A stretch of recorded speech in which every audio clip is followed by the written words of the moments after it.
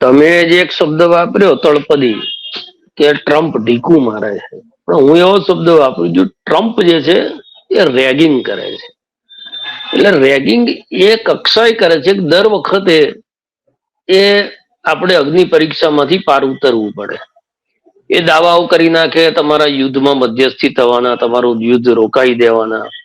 એ દાવા કરે કે આખી દુનિયા જે છે એમાં શાંતિ મેં સ્થાપી છે, મને નોબેલ આપો. કોઈ ના આપે તો કોઈક દેશના રાષ્ટ્રપતિને મળેલું નોબેલ એ પેલું સ્ટીકર ચોંટાડીને આપણે કોઈકની ગિફ્ટ આવેલી હોય દિવાળીમાં અને બીજાને ત્યાં કશોક વાસ્તુનો કાર્યક્રમ હોય ને આપણને એમ લાગે કે આ ગિફ્ટ ખરીદવા નથી જવી, સ્ટીકર બદલી અને પધરાઈ દઈએ, એવી રીતે નોબેલ પારિતોષિક પડાઈ લેવું. એટલે સન્માન પણ એને પડાઈ લેવું છે અને સાથે સાથે દુનિયા જે છે એની ઠેકેદારી પણ એમને લઈ લેવી છે.